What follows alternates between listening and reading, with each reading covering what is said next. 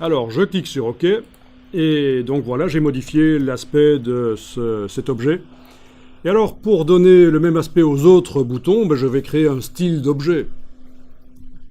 Donc je vais aller chercher la palette des styles d'objets, qui sert à stocker l'aspect d'un objet. Menu fenêtre, style, style d'objet. Fenêtre, style, style d'objet. Dans la palette des styles d'objets, vous avez toujours votre bloc qui est sélectionné là. Pas de problème.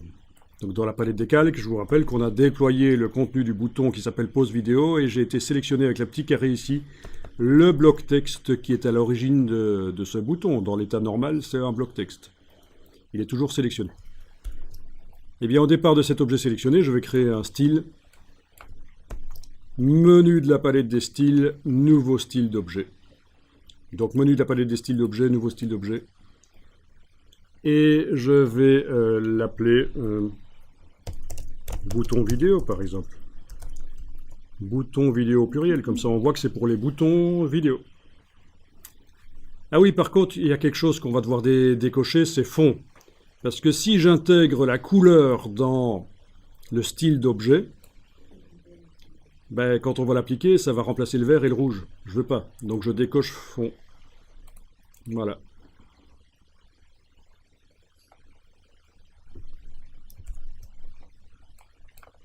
Ok. Et donc, un style qui s'appelle bouton vidéo est apparu là.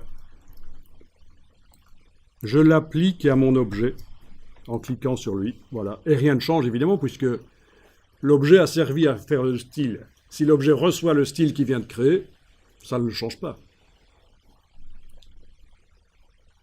Si vous avez oublié de décocher l'option fond, vous pouvez encore double-cliquer sur le nom du style à droite et aller décocher l'option fond. Comme ça, le style modifiera les objets sur lesquels je vais le mettre, mais pas leur couleur de fond. Vous connaissiez les styles d'objets? Oui, ça vous dit quelque chose? C'est super important, hein, ça permet de gagner beaucoup de temps dans InDesign. Alors, je sélectionne le bouton suivant et dans le bouton suivant, je vais aller sélectionner l'objet de base sur lequel je vais appliquer le style. Voilà. Je recommence pour le dernier. Je sélectionne le bouton. Je déploie ici. Je sélectionne avec le petit carré l'objet de base. Et je lui applique le style. Et voilà.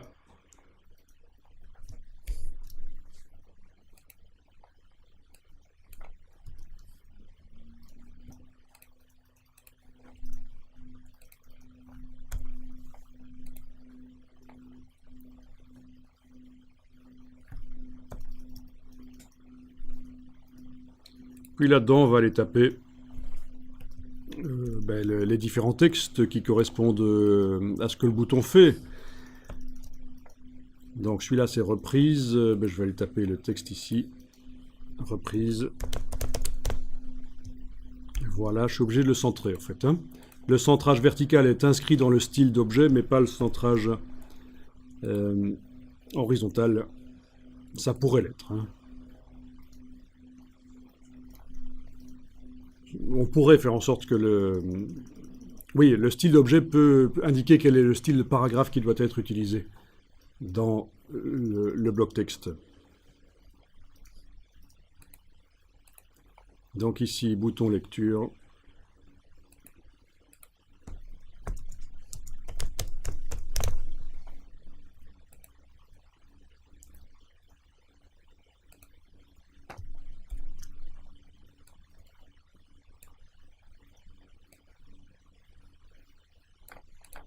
Enregistrer le document.